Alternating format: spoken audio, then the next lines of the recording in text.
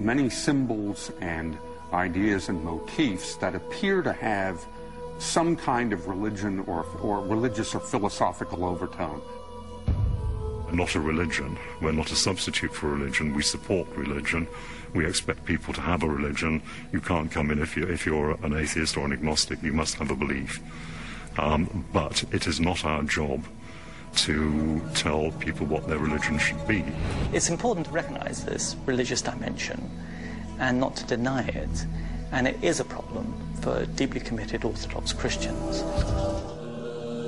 And for many outsiders, this is a problem. Masonry is certainly a religion, and it has every aspect. It's certainly much more ornate than the most Protestant churches. It's a religion of secularism, essentially. As a Christian, I do believe in the one universal creative force.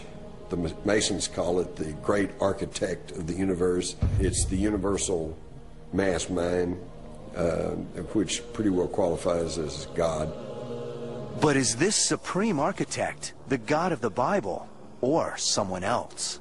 I maintain that you cannot be an informed Mason and a Christian at the same time without being in some kind of rebellion against God. It's a conflict between Jesus, Christ, and Satan. This fanciful claim is supposedly proven by Masonic references to pagan Egypt.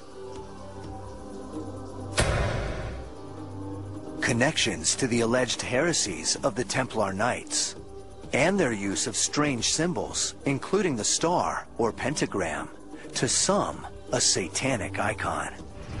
The Catholics and now the Protestants, the fundamentalist evangelical Protestant groups, people like Pat Robertson, are fitting the Freemasons, or at least the leadership of the Freemasons, into a conspiracy to impose a new world order.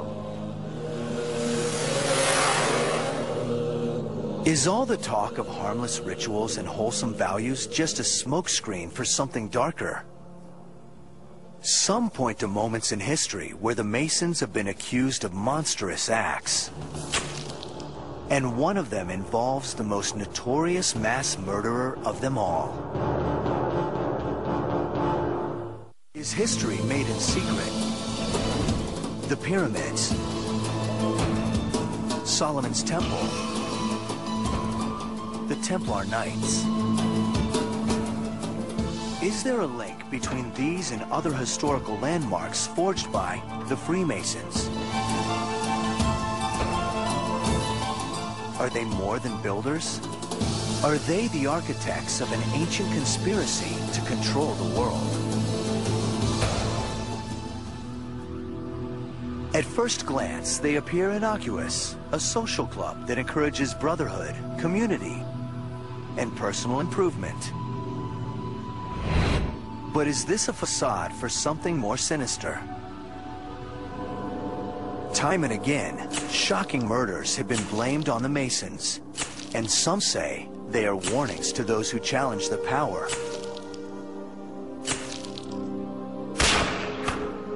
Or betray their secrets. Some even link a Masonic conspiracy to the most notorious murderer of all time. I suppose one of the areas where we have and continue from time to time to be brought into conspiracy theory is the Drac the Ripper saga. In 1888, 5 women were knifed to death in the streets of London. Their throats slit, bodies mutilated, internal organs removed. And though these deaths took place in London, the assassin was never identified. For a few conspiracy theorists, the methods of Jack the Ripper point to the Masons. At 1:44 a.m. on the 30th of September 1888, the body of Catherine Eddowes was found in a corner of Mitre Square. The mutilations to her face and to her body were fairly extreme. People have since linked on to a possible Masonic connection to this. Firstly, 2 inverted V's were cut onto her cheeks. Some people have claimed if you put those 2 V's together, you would actually get an M denoting a Mason. Secondly, half her apron was removed, and obviously the link to aprons and Masons is obvious. Thirdly, the name Mitre Square. Well, people are saying obviously the mitre and the square both being Masonic symbols.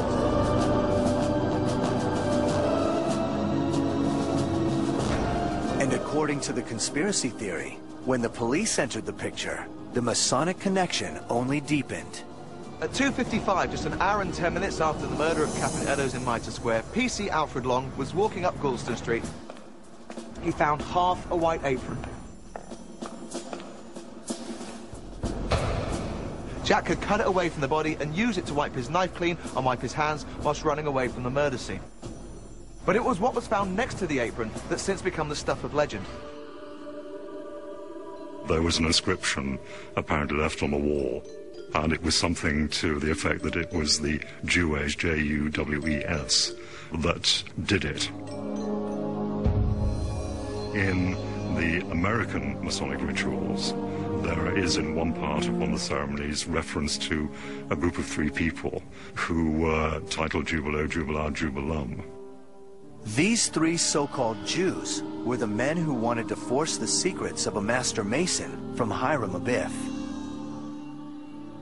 What's more, when the inscription was discovered, it was promptly destroyed on the orders of a Freemason. The key thing which was supposed to be it, and it's where the one Freemason who was involved, the Commissioner of the Metropolitan Police. The charge is that Police Commissioner Charles Warren, himself a Mason, had the inscription removed to cover up evidence of a Masonic involvement.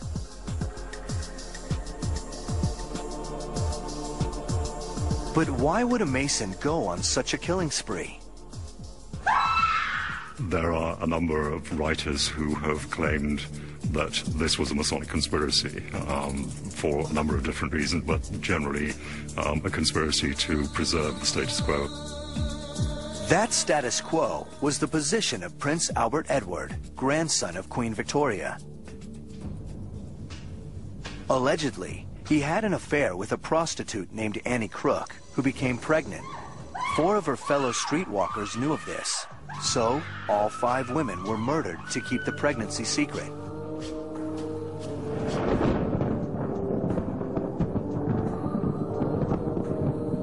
And the man who supposedly did it, Dr. William Gall, was the Queen's private physician. He was also a Freemason. Did a royalty-connected Mason surface into the public spotlight just long enough to protect a friendly prince? Is this how they operate, and why they've endured for so long? Freemason legends portray the craft as quietly existing for thousands of years.